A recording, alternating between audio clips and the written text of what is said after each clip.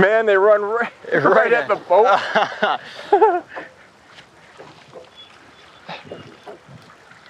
There we go, on the reel. Oh, there it goes. Fish. It's just after lunch, and we decided that we're going to do a little bit of run and gunning. So we've got a hopper rig set up and a nymph rig, and we started with the nymph rig, come off another drop, and we got this nice big dark rainbow. That might be the best fish of the day, Austin. That's a beautiful fish. He ate the caddis too. Oh, really? Yeah, he did. That's the first thing we've had to eat the caddis today. Let's take a look at what a big Bighorn rainbow trout, an ugly bug, looks like. Look. Oh, they're just so strong and so powerful. Look at that. That is, it's at 22? Yeah, I'd say so. All right, so we're gonna let him go.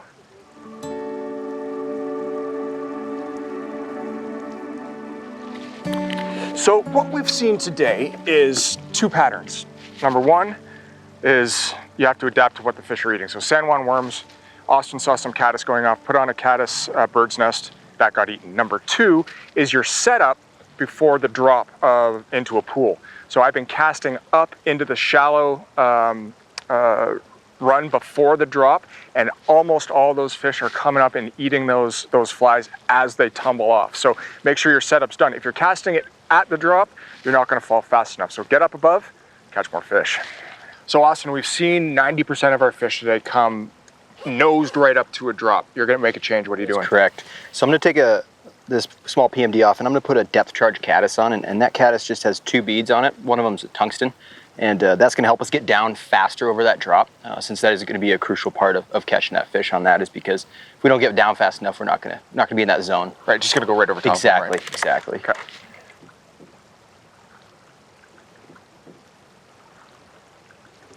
A small downstream end with it, good.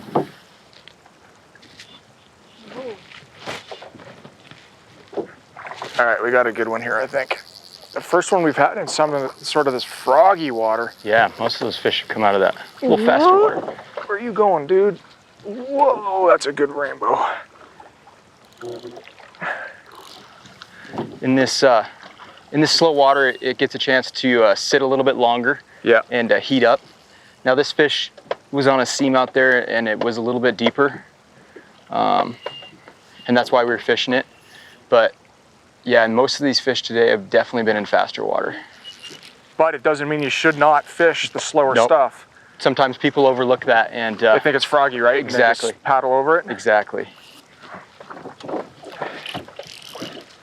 But you're right, these fish have all been quality fish, Austin. All quality fish. There we go. Nice. Nice, good job. Absolutely, nice job. Nice On fish. the worm again. On the worm, he ate the worm. Beautiful, heavy fish. Yeah, that's a thick one. I can barely get my hands around her. Oh my goodness. What a spectacular rainbow trout.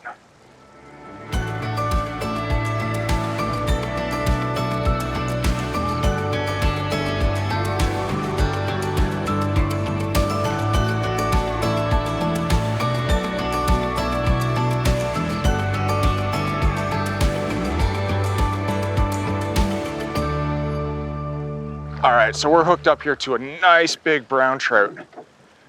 As Austin said when we first got going, you know, browns are not the dominant species in the Bighorn, but you do have a shot at catching them. And when you do get them, they're generally pretty big, and this one looks fantastic. Yeah! Woo! Oh my gosh, what a fish. Oh. He ate that little pickpocket PMD too. You did, right? Yeah, he did.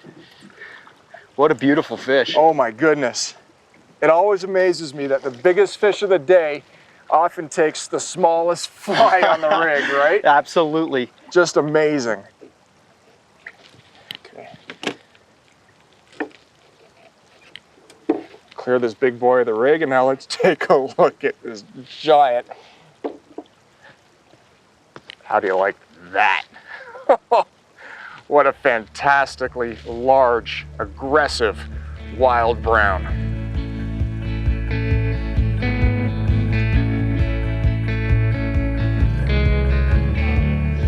So that was a fantastic fish.